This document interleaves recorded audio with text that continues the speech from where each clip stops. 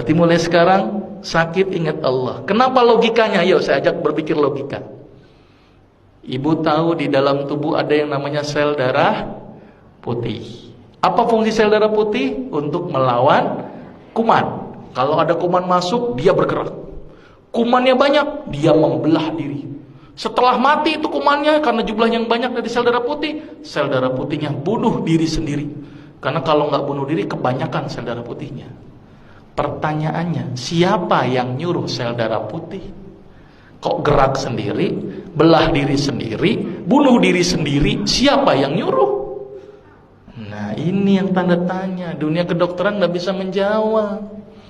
Ternyata dunia kedokteran menjawab, oh karena adanya kemoatraktan, sehingga mendekat dia kayak mencium aroma.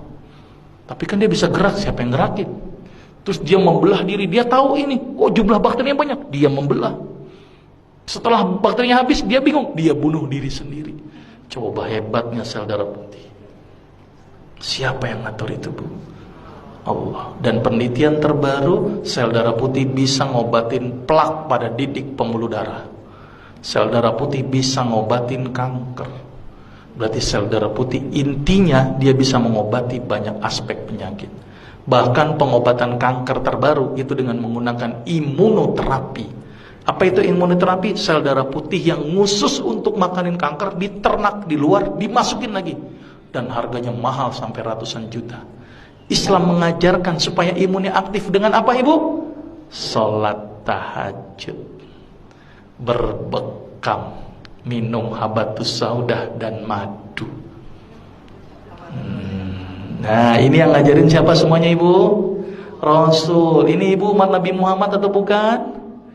Oke, berarti mulai sekarang rutinkan berbekam sebulan sekali. Rutinkan madu, ganti madu dengan gula, ganti dengan madu. Sirup ganti dengan madu. Karena kita umat Islam konsumsinya harus madu. Tapi umat Islam selalu dibikin stigma, hati-hati madu palsu. Tapi yang namanya sirup palsu nggak pernah hati-hati. Sirup jelas-jelas palsu diminum, coba. Madu yang belum tentu palsu apa nggak mau diminum. Ini kan aneh umat Islam, ternyata stigma itu yang bikin kita jauh dari madu. Padahal sepalsu-palsu madu lebih bagus daripada gula pasir dan sirup. Karena madu palsu nggak mungkin dibuat dari gula pasir tekor. Coba tekornya loba. Satu botol madu butuh berapa kilo gula pasir? Petaninya dibilang, saya kena, ini tambahin gula nggak? Dok, secara teori ekonomi aja nggak masuk buat saya, dok. Orang saya cuma naruh kotak ngumpul sendiri itu madu. Ngapain saya tambahin gula? Jadi nggak mungkin pakai gula, Bu. Tekor buat petani. Paling mungkin namanya pakai CMC, karboksimetil selulose. Dan itu aman daripada gula pasir dan sirup. Jadi sepalsu-palsu madu lebih bagus daripada gula pasir dan sirup. Saking pengen yakinin masyarakat, sampai ada orang jual madu sampai bawa ember-ember sama sarang-sarangnya. Saking nggak percaya itu. Sudah jelas, Ibu? Mulai sekarang ikuti apa yang Rasul lakukan. Sepakat ya? Sekarang mulai berubah. Kalau sakit ingatnya Allah dulu. Mungkin sebagai introspeksi, saya punya salah apa? Mungkin introspeksi, mungkin saya gara-gara ini. Coba makan saya yang salah. Introspeksi dulu. Terus kemudian perbaiki ibadah, dekatkan diri kepada Allah, bukan sama dokter. Dokter tuh nggak nyembuhin, Bu, cuman media. Obat yang diberikan itu hanya membantu, tapi yang menyembuhkan adalah konseptualnya adalah tubuh kita sendiri melalui Allah.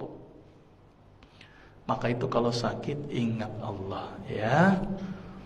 Ini paradigma sakit gimana, Ibu? Sakit seorang muslim, bahkan duri yang ngenain sekalipun, Allah akan ngapus dosa-dosa kita. Jadi kalau sakit harusnya bersyukur karena dosanya dihapuskan. Sepakat, Ibu? Berarti kalau Ibu sekarang menerima sakit harusnya bersyukur. Berarti kalau ditambahkan nikmatnya dengan menambahkan sakit gimana, Ibu? Jadi harusnya senang, Bu, nggak apa-apa. Makin berat nggak apa-apa. Ya, karena ingat hidup kita di dunia hanya sementara, ada satu kehidupan yang tidak ada ujungnya yaitu akhirat, maka itu di dunia dijadikan satu kegiatan untuk ngumpulin amal. Jangan banyak berkeluh kesah, apalagi berobat kepada dukun. Aduh, hati-hati. Sekarang ustadz menjadi label untuk sebuah dukun, maka itu hati-hati. Nggak mungkin tulis praktek dukun udah nggak laku, ustadz. Hati-hati, ditangkapnya ustadz apa itu? Nah, Guntur Bumi yang ditangkap itu ustadz loh, nggak bilang dukun, ya kan? Terus apa lagi? Ada yang mindahin ke kambing itu? Nah, itu juga ustadz, nggak dukun. Nah, hati-hati ya, sepakat ya.